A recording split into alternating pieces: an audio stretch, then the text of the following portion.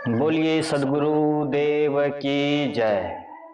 परम आराध्य सदगुरुदेव जी, मुद मंगल में संत समाज, सत्संग स्थल पर उपस्थित धर्म प्रेमी सज्जनों, माता एवं देवियों,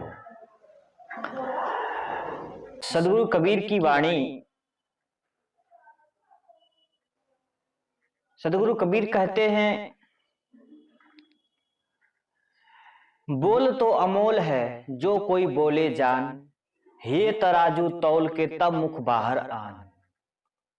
ये बोल बड़ा अनमोल है, ये बोल बड़ा कीमती है।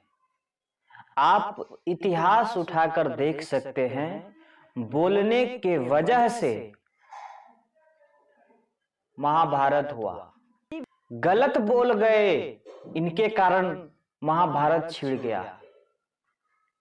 सदगुरु कबीर कहते हैं कि बच्चा पैदा लेता है, 2 साल 3 साल के बाद बोलना शुरू कर देता है, बोलना शुरू कर देता है। लेकिन क्या बोलना है, कैसे बोलना है, कितना बोलना है, इन सारी चीजों को जानने के लिए व्यक्ति का जीवन गुजर जाता है, फिर भी नहीं सीख पाता है। इन्हीं सारी चीजों को देख करके सदगुरु कबीर कहते हैं, बोल तो अमोल है, हिये तराजू तौल तब मुख बाहर आन।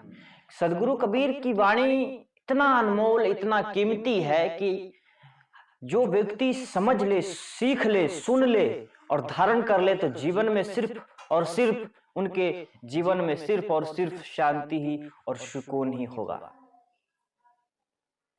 बोल तो अमोल है जो कोई बोले जान।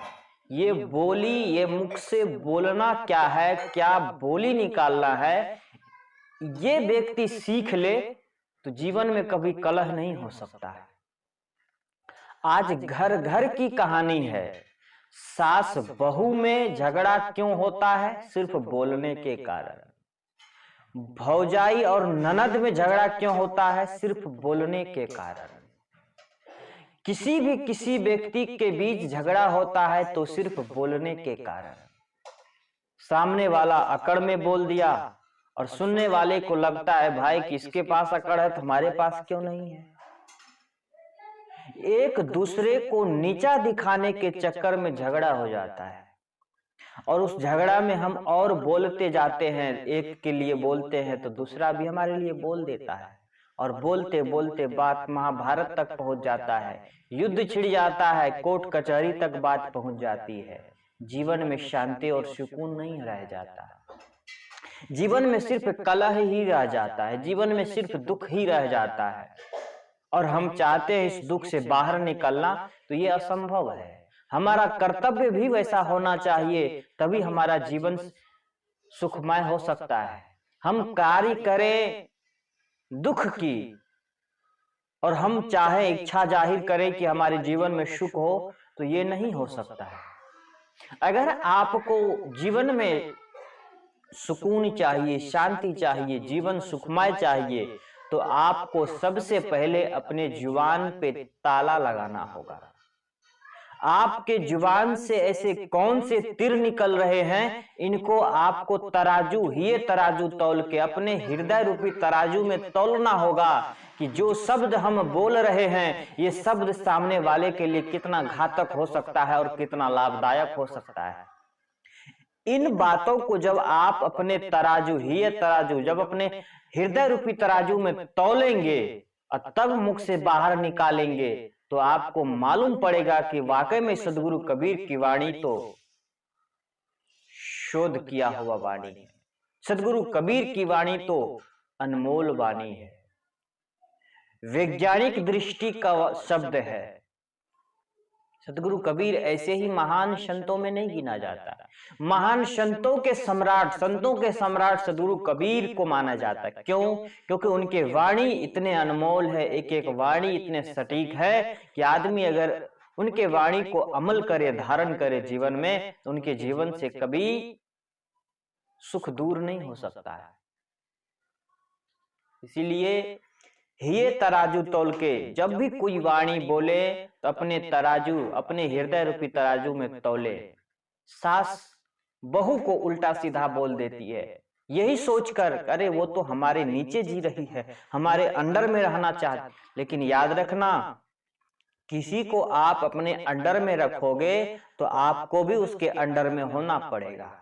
आप चाहोगे कि कोई सामने वाला हमारे अंडर में रहे, यह असंभव है। एक दूसरे के प्रति समर्पित भाव होना चाहिए। सासू के मन में अगर ये भाव हो कि बहू हमारे हिसाब से चले, तो ये गलत फहमी है। बहू भी चाहती है कि सासू माँ तुम्हारे फेरे से चले, हमारे अंदाज से चले, हमारे हिसाब से चले। इसीलिए विचार करे जीवन में कि दुख क्यों आता है, विचार करे कि जीवन में कलह क्यों आता है, विचार करे कि जीवन में दुख का संग्रह क्यों होता है। इन पर जब विचार करेंगे तो आपका जीवन गलत रास्ते पे नहीं जा करके सही रास्ते पर जाने के लिए अग्रसर होगा। और संतों की वाणी को अपने जीवन में आत्मसात करें, संतों की वाणी को अपने जीवन में धारण करें।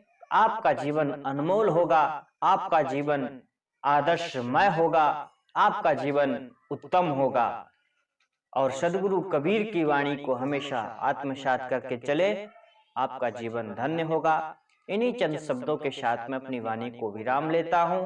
और अभी तक आपने हमारे चैनल को सब्सक्राइब नहीं किया है तो प्लीज आप लोग चैनल को सब्सक्राइब करें, लाइक करें, कमेंट करें और नए नए विचारों को सुनने के लिए आप तैयार रहें। मैं कई अनेक महान संतों के विचारों को लेकर के आप सबके बीच आते रहूंगा और नए नए विचार सुनाते रहूंगा। सद्गुरु भगवान की जय।